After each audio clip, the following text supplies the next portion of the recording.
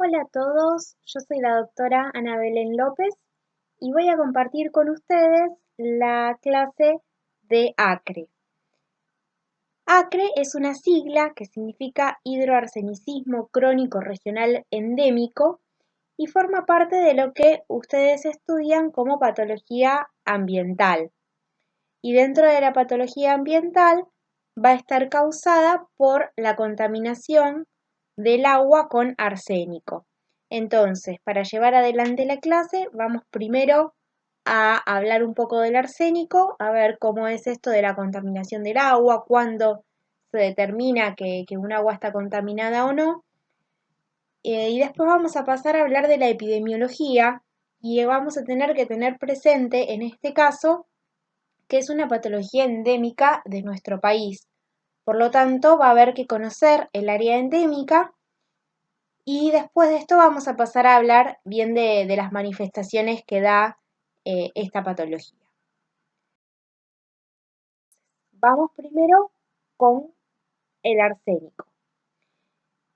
Los compuestos de arsénico varían en su toxicidad para los mamíferos de acuerdo a su estado de valencia. Bien, la forma química, inorgánico u orgánico, el estado físico, que puede ser gas, solución o polvo, y los factores de la solubilidad, el tamaño de la partícula, la velocidad de absorción y eliminación y la presencia de impurezas. Estas variables van a ver que se repiten muchas veces para distintos contaminantes, ¿sí? Ahora lo vemos específico para este. El consumo de arsénico en aguas de bebida durante largo periodo de tiempo se ha asociado a una enfermedad que es esta que denominamos ACRE, como les mencioné antes, hidroarsenicismo crónico regional endémico, que se caracteriza por lesiones en piel y alteraciones sistémicas cancerosas y no cancerosas. Entonces, de todas las contaminaciones que puede generar el arsénico, vamos a estar centrándonos específicamente en la contaminación del agua en bebidas, es decir, agua que se use para ingerir o que se consuma en forma secundaria a través de riegos, por ejemplo, y en forma crónica. No estamos hablando entonces de otro tipo de intoxicaciones por arsénico, bien, sí, lo aclaro porque la clase no es específicamente, no es en forma general, perdón, de contaminación ambiental del arsenio y nada, es de ACRE, sí, solamente de la contaminación crónica y por agua.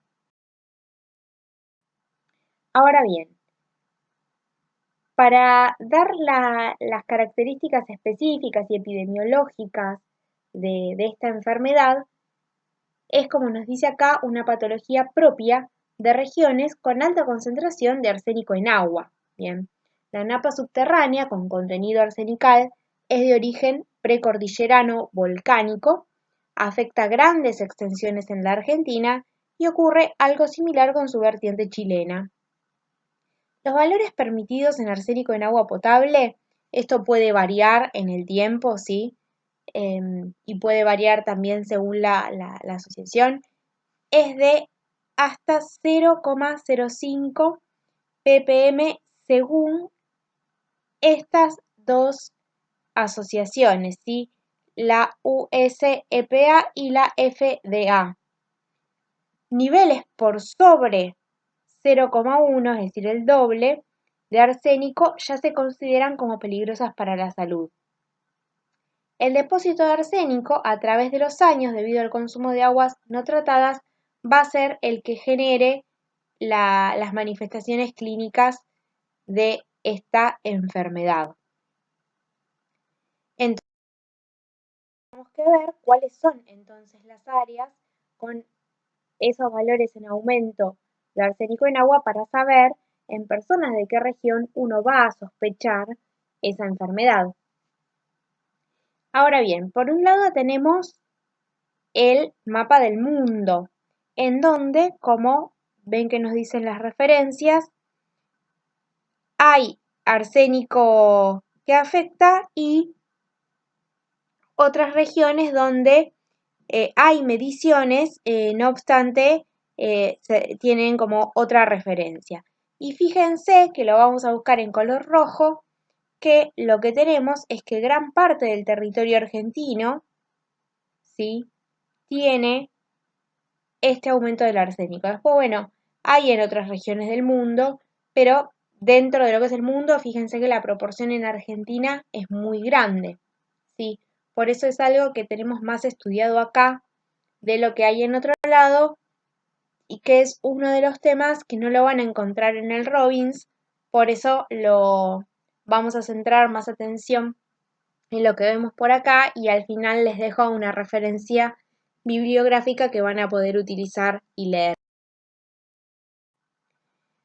Pasando específicamente a lo que es Argentina, acá cuanto más oscuro es el color, significa que más concentración se detectó en el agua. Fíjense cómo hay zonas que abarcan Salta, Chaco, Santa Fe, Córdoba, La Pampa. En sí, casi, no les diría todo, pero gran parte del país, sobre todo en el norte y centro del país, son las regiones donde hay elevada concentración de arsénico por sobre lo permitido o sobre lo no dañino. Incluso los valores que están en naranja también son elevados y fíjense que ahí ya sumamos San Luis, parte de San Juan y Mendoza, ¿bien? ¿Qué pasa con esto? Como les dije antes, esto es importante conocerlo porque uno va a sospechar la enfermedad en personas que hayan vivido en esas regiones y además porque uno tiene que tener la precaución de notificar a la gente que en esas regiones no consuma el agua y además que tampoco la utilicen para riego, porque si la utilizan para riego y moja la planta va a absorber y va a quedarse con esa concentración de arsénico que va a ser dañina después para quien la consuma. Vamos ahora a este esquema de Lebel y Clerk que nos va a dividir al acre en 4 etapas en función de sus manifestaciones clínicas. ¿Cuáles son esas 4 etapas? Primero existe un periodo prepatogénico, donde las poblaciones están expuestas a concentraciones elevadas de arsénico inorgánico en el agua de consumo diario, pero aún no tienen manifestaciones clínicas. La segunda de estas 4 etapas es el periodo clínico, donde el paciente no muestra síntomas, pero el arsénico ya puede ser detectado en muestra de tejido y orina. Luego pasamos al periodo clínico, donde aparecen las manifestaciones en piel, que ya vamos a ver que son por ahí las más destacadas, y la OMS estima que esta etapa requiere de una exposición de entre 5 a 10 años. Siempre esto es variable porque, bueno, no todas las personas tienen el mismo volumen de distribución ni tampoco están expuestas a los mismos niveles y a la misma cantidad de agua. Y la cuarta etapa es el periodo de las complicaciones, donde ya los síntomas clínicos son más pronunciados, hay afectación de órganos internos, desarrollo de tumores o cánceres que afectan la piel u otros órganos. Esto es un poquito de la biotransformación del arsénico inorgánico, en donde vemos cómo es el metabolismo. El arsénico se elimina por orina, pero cuando ya está en exceso, no se va a eliminar todo, sino que parte de ese arsénico va a entrar al hepatocito y va a empezar a metabolizarse. En su metabolismo va a dar 2 metabolitos que se los denomina con las siglas MMA y DMA. Bien, según si es un derivado monometilado o dimetilado. Y es el MMA, fíjense que no se excreta por orina, pero el DMA pareciera que sí. Entonces, bueno, a medida que este proceso va recibiendo más cantidad de arsénico de la que se puede metabolizar, se empiezan a acumular estos metabolitos que van a generar las manifestaciones. ¿Cómo es el mecanismo de acción del arsénico en el hombre? Bueno, el principal mecanismo por el cual el arsénico produce sus efectos tóxicos es a través de la alteración de la respiración celular por medio de la inhibición de varias enzimas mitocondriales por el desacople de la fosforilación oxidativa. La unión a los grupos sulfidrilos libres de las proteínas de membrana induce alteraciones en los mecanismos de transmisión de señales. Dentro de la célula, el arsenito altera la organización de los elementos del citoesqueleto, inhibe la glutatión reductasa y disminuye el nivel intracelular de glutatión reducido. Esto altera el equilibrio redox que protege a la célula del daño que producen las especies reactivas del oxígeno, que es lo que ustedes vieron como eros o iros.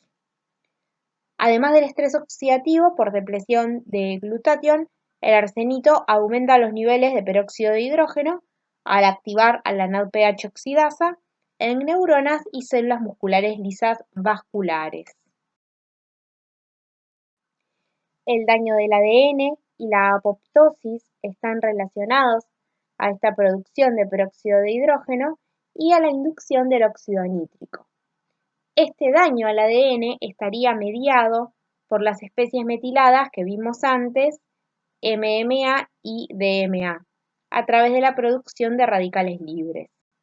A nivel cerebral, la exposición al arsenito induce cambios en los niveles y funciones de los neurotransmisores, lo que explicaría los desórdenes del comportamiento. Pasamos a las manifestaciones clínicas y las vamos a dividir en manifestaciones cutáneas, manifestaciones extracutáneas no cancerígenas y manifestaciones, esto es, extracutáneas cancerígenas. Vamos a pasar a hablar de cada una. Dentro de las manifestaciones cutáneas, los efectos dérmicos específicos son característicos, como nos dice acá, de la exposición crónica. Sí puede observarse esta hiperpigmentación moteada difusa luego de 6 meses a 3 años de ingesta crónica en altas dosis o de 5 a 15 años de ingestas de bajas dosis. No obstante, bueno, las manifestaciones en general van dadas en el orden que vamos a ver ahora, en 4 etapas, y van a darse luego, como vimos antes, en la tercera etapa de esos 4 estadios donde ya aparecen manifestaciones clínicas. También son 4 los periodos de las manifestaciones cutáneas. Como les dije antes, entonces se presentan en este orden, pero pueden a veces superponerse y se van a llamar periodo hiperhidrótico, periodo hiperqueratósico, periodo melanodérmico y periodo de las complicaciones. Brevemente, unas palabritas. El periodo hiperhidrótico se caracteriza por la sudoración de palmas y plantas de grado variable, acompañado de prurito, rubicundez y disestesias. Bien. El segundo es el periodo hiperqueratósico. La hiperqueratosis es el síntoma más constante y evocador de acre. ¿Sí? Puede ser difusa o localizada. Las lesiones que pueden ser simétricas en plantas, en palmas, pueden llegar a comprometer el dorso de manos y pies y se han encontrado atipías celulares e imágenes similares a la enfermedad de Bowen. Acá tenemos la imagen plantar de un paciente con hiperqueratosis.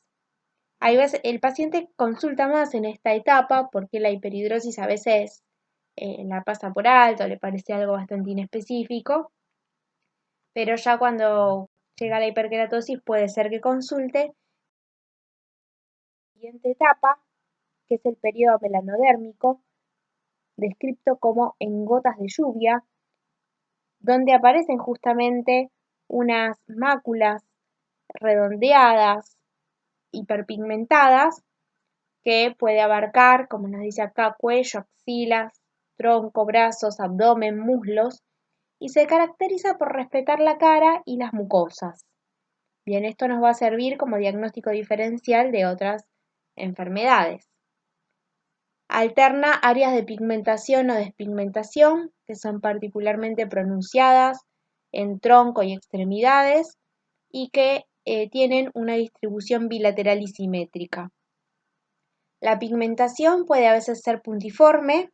La apariencia en gotas de lluvia resulta de la presencia de numerosas máculas redondeadas hiperhipopigmentadas, típicamente de 2 a 4 milímetros de diámetro, ampliamente dispersas en un fondo hiperpigmentado como bronceado.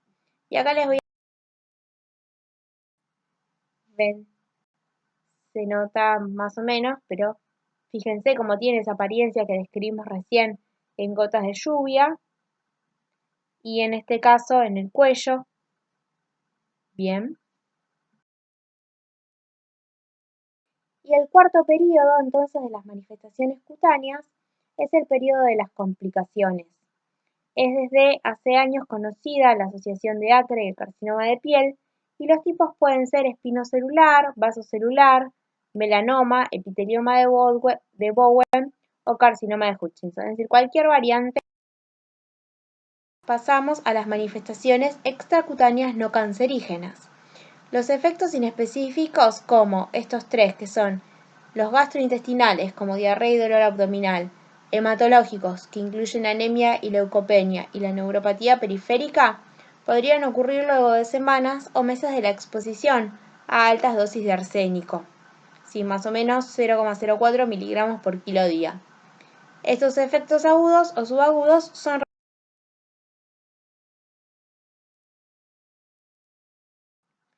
Ahora bien, puede afectar a diferentes órganos en cuanto a las manifestaciones extracutáneas, en forma concomitante con la afección dérmica. Entre ellos están el hígado, con aumento de transaminasas, citoesteatonecrosis, hipertensión portal, cirrosis o hepatoesplenomegalia, el riñón con insuficiencia renal, el sistema hematopoyético con anemia, leucopenia, pancitopenia y el sistema endocrino.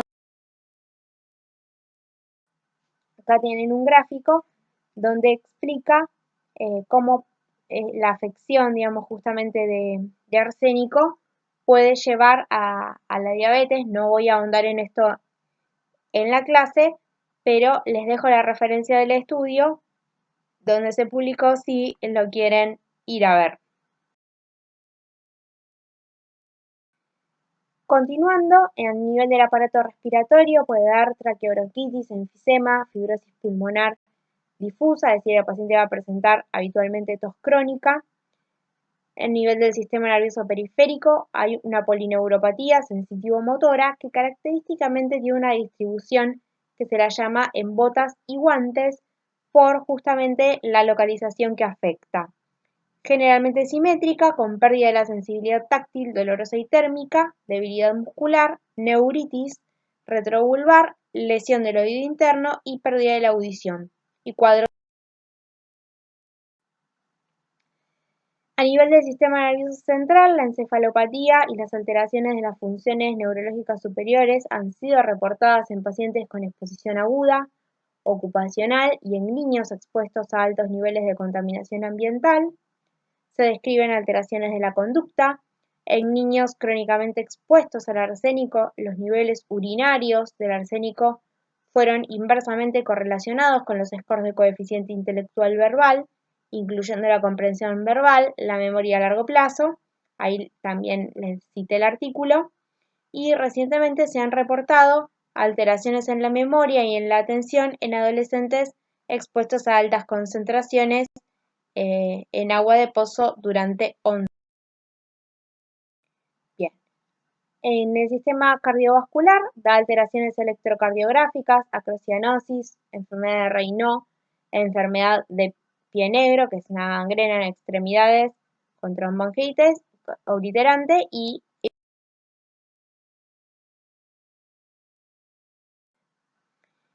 también hay unas manifestaciones que son en tegumentos, que son unas bandas blanquecinas y transversales en las uñas, que se las llama leuconiquia estriada transversal, y o líneas de Mesaldrich, y puede dar también alopecia. Afecta estos térmicos bastante característicamente. Y en cuanto a las manifestaciones extracutáneas cancerígenas, ya para ir cerrando, la asociación se conoce con diferentes órganos, de los cuales los de mayor importancia son el pulmón, generalmente es de tipo epidermoide, con baja diferenciación, en hígado, hemangioma o hemangiondotelioma, en sistema hematopoyético, leucemia mieloide aguda o linfomas, y otros tumores que puede dar son angiosarcomas, esófago, vejiga, aparato digestivo, laringe.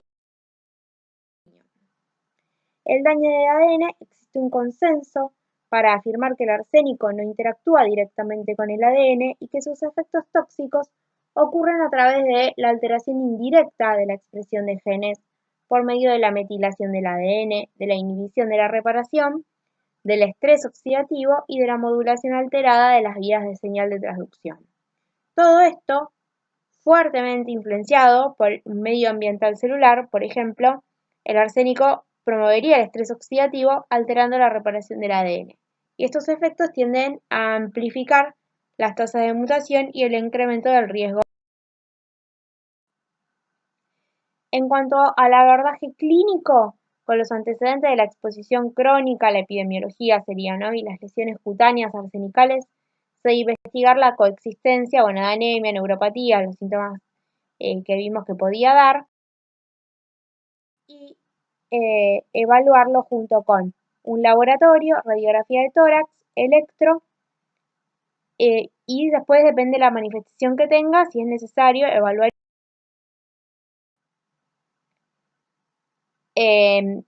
si hay tos o manifestaciones pulmonares, evaluar con pruebas funcionales y tomografía, si hay neuropatía con electromiograma, eventualmente que no lo anoté acá, se puede dosar el nivel de arsénico en pelo. No incluí mucho lo del diagnóstico porque, bueno, no va tanto en esta etapa. La cita bibliográfica del Ministerio de Salud, donde pueden sacar más datos para que amplíen para poder estudiar. Les dejo un saludo, espero que les haya servido la clase, nos vemos la próxima.